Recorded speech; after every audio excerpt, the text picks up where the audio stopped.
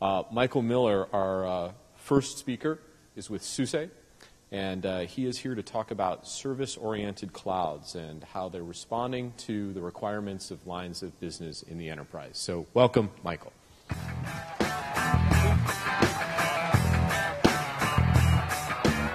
Hi everybody, my name is Michael Miller, and as Jim said, I work for SUSE.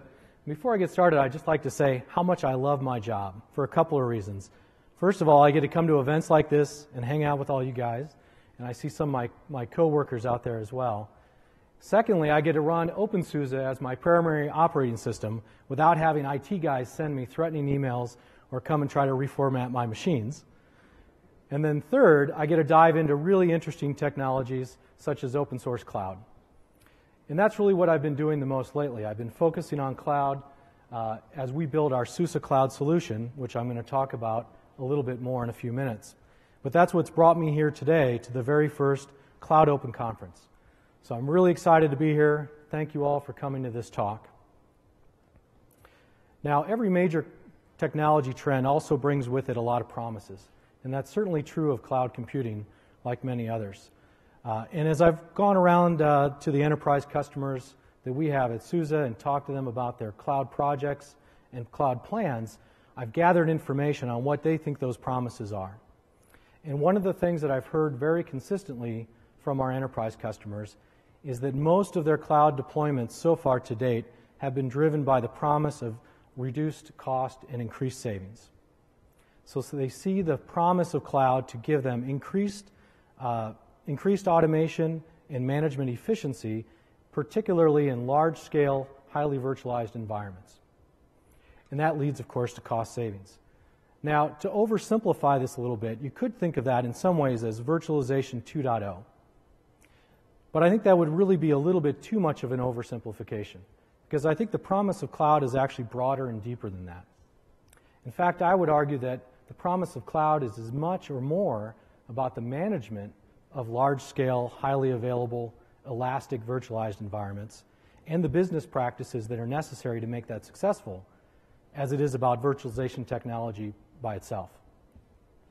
Now, another common theme or layer that I hear from our customers when we're talking about the promise of cloud is business agility. Right? Every business is looking for more ways to be agile, to compete and grow. And the same tooling and technologies that bring them cost savings directly also allow them to be more agile, allow their IT organizations to respond to changes in the business, to stand up new services and products more quickly, and to handle those peaks and valleys in demand for those services gracefully and sometimes even in real time. Now, a couple of the examples of cost savings that I've heard from our customers really fall into three categories. One is hardware resources. Cloud promises and delivers to give you greater utilization of your existing hardware resources, which in turn means you've got less investment in net new incremental hardware resources. And then on the people side of the equation, many customers are finding that they can take the existing IT staff, in many cases these are lean and mean organizations already, and they can manage that increased utilization with that same staff. In fact, with really successful private cloud deployments, some organizations are actually able to increase the bandwidth within their IT staff and divert resources to other strategic projects.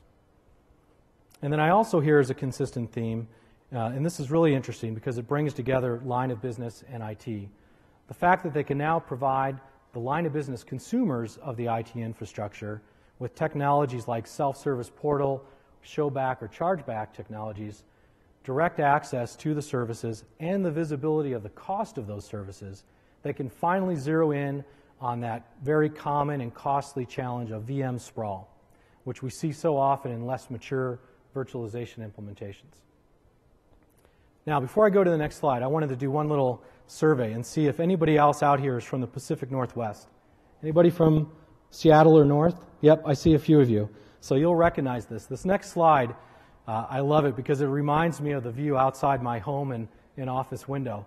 So if you're from the Pacific Northwest, you'll relate to this. I've been out there, I wasn't born there, but I've been out there about 15 years. And within the first couple of years, I realized that 70% of the weather forecast could be summarized in 3 simple statements. And you could use that almost every day, and you'd almost always be right. Cloudy, cold, chance of rain. It's true almost every day. So this is what it looks like out the window. So not only does cloud computing bring promises, it also brings challenges, both technical challenges and business challenges. And some of those technical challenges we'll talk about in a minute. But first, on the business side, you've got the challenge of outdated, slow business processes. Maybe extremely hierarchical or slow decision-making matrices, for example. Anybody relate to that in their industry? Probably, right? And also on the engineering side, there could be outmoded or outdated engineering processes and methodologies that simply don't mesh well with the more dynamic or agile or iterative cloud project. And then finally, the challenge that I think is often the most difficult for our customers to overcome is the simple concept of inertia. Right? It's kind of human. Humans are most comfortable just doing what they've been doing. And then if you multiply that within organization, the larger the organization, the more you amplify that inertia effect. And you can very easily have a culture that's just fundamentally resistant to change. Those things can be real showstoppers for cloud innovation within an enterprise. Now, nevertheless, those challenges, particularly the technical challenges, can be overcome with cloud-enabled technology. And today, with the short talk, the short time we have here, I'm not going to focus so much on the business side. We could easily spend a whole session talking about business culture change and maturing of processes and all of that. But I want to focus a little more on the technical workflow. So let's think now a little bit about the creation of services within enterprise IT, from concept and design to active deployment. And in a traditional model, you might have a sequence that looks, a sequence that looks something like this. So don't let the circle shape fool you. This is really not an iterative process. This is really very procedural, and in most organizations, it's linear. Right? So IT historically goes through a very long process of manual preparation, design, and in between these various steps in the process, a lot of those business challenges that I referred to are really hardwired into those sequences. So it's interesting because even though you might have the intent to spin up a project to make your organization more agile and more responsive, you simply can't achieve that if every step along the way involves a multi-week approval process, or if the services that you've created simply aren't embraced because there's a fundamental resistance to change within the organization. But if we can help customers and enterprises reinvent that process from a cloud-centric point of view, we can really change this picture. And I like to think of this not just as cloud-centric, but more as activity-centric or activity-oriented, where instead of thinking of these phases of build and image creation, testing, provisioning, deploying, and managing as stages or steps, I think of them as activities that are all aware of one another when they need to be and can all dynamically and holistically react to the demands of the organization and the enterprise. And you'll notice something else different about this picture. At the bottom, there's a concept of APIs and repositories. In a cloud-centric lifecycle picture, you can have API-driven access to pre-configured images, operating system images, and templates provided for your engineers. You can have a robust self-service portal that you provide to your business users. And those are things you simply don't have in a traditional IT work cycle. Now, what I'd like to do next is drill into each of these in a little more detail and talk about how some specific cloud-enabled technologies can really make a difference in each of these activities. Let's talk about the build step first. Now, traditionally, building packaging has been a fairly monotonous, tedious effort, where you've got to bring together all the bits, you've got to resolve dependencies, and you've got to make sure you can bring it all together for all the different hardware architectures that you need to support. But there really are technologies that can make that completely different. Technologies like the OpenSUSE build service, for example. Does anybody here use OBS? Any build service users? Yep, I see a few of you out there. If you have not used Open Build Service, really encourage you to try it out. If you're responsible for this build activity, you'll find that it provides you with an amazing amount of automation, consistency, and it's open. You can build for multiple distributions and multiple hardware architectures.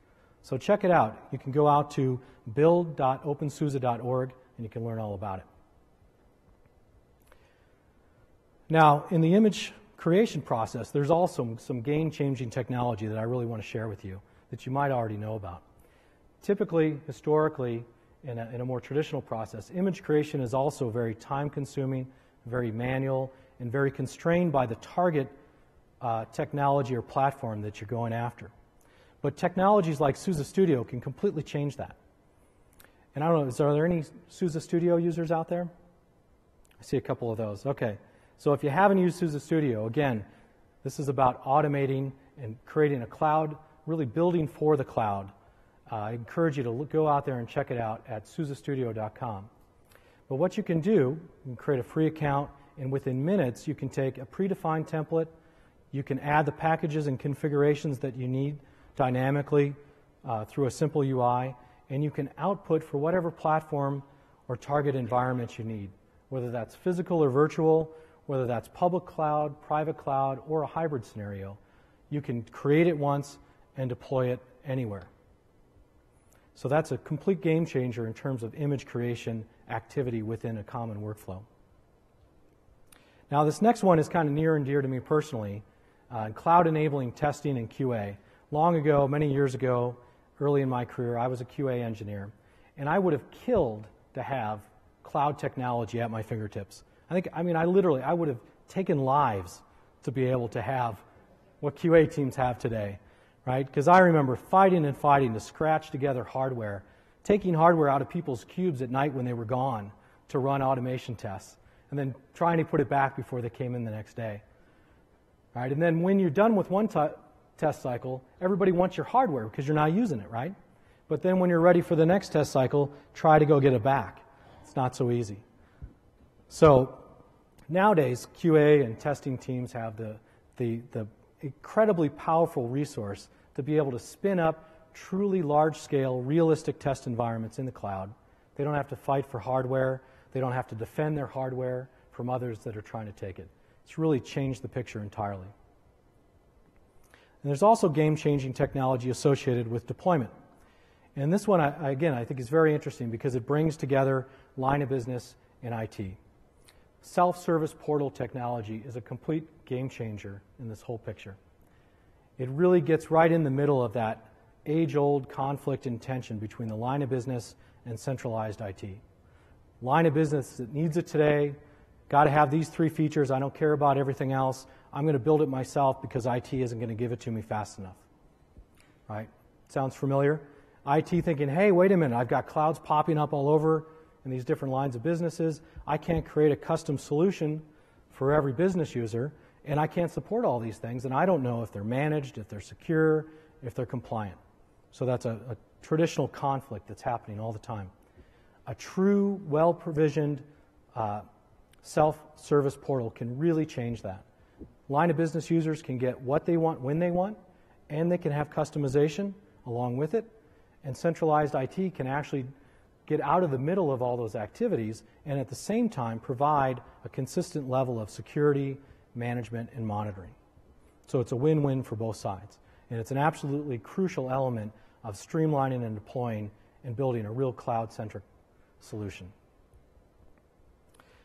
Now, as I talk to enterprise customers, one of the things that I noticed consistently also is whenever I talk about cloud-enabled management, the first thing I hear is, don't lock me in. And I think this is a place where open source cloud can really shine.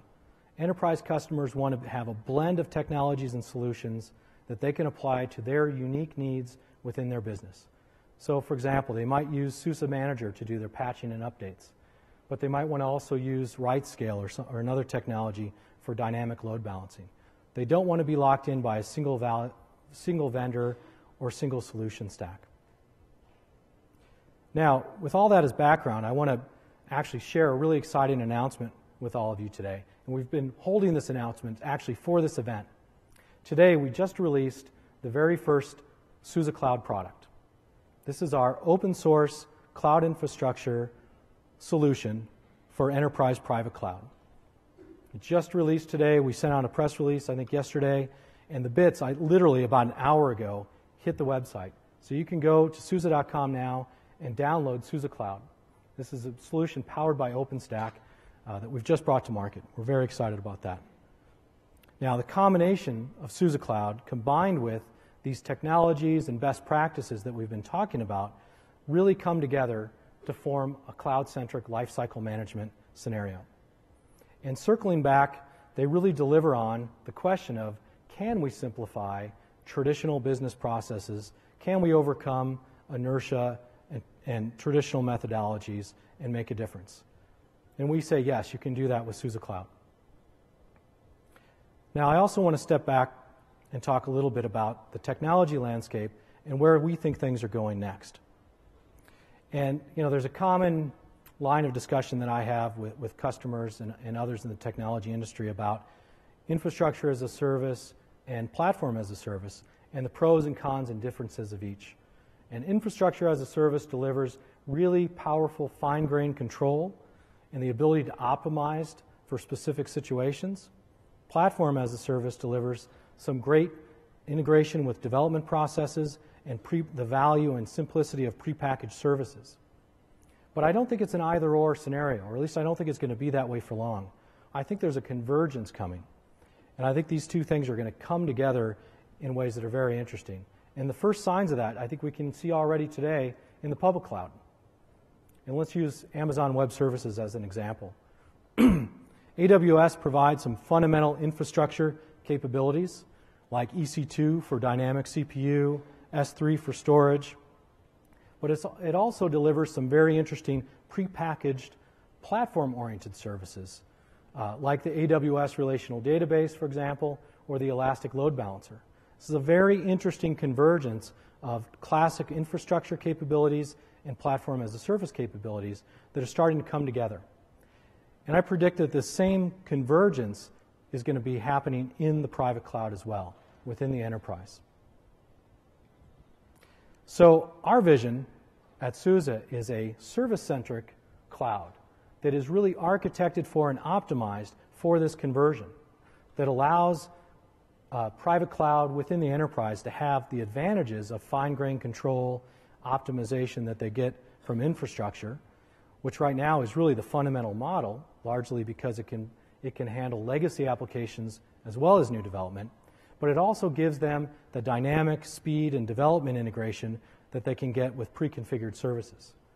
So that's where we're going to be focusing our efforts and our future vision around SUSE Cloud. And we're going to do that by continuing to innovate at SUSE. We're going to do that by upstream collaboration and contribution, and we're going to do that by working very closely with our ecosystem of partners around the world. So in summary, we know that cloud computing is not just about the bits. It's not just about the technology. It requires a true alignment of business practices and processes in order to really deliver cloud-centric services. But if you can do that effectively, you can streamline and simplify and create a real balance between the line of business needs and the central IT requirements. And secondly, we see this convergence coming together between the fundamental elements of infrastructure and the value of platform coming together in both the public cloud and the private cloud. And the convergence of that will be what we at SUSE now think of as service-centric cloud. All right. Thank you very much, everyone.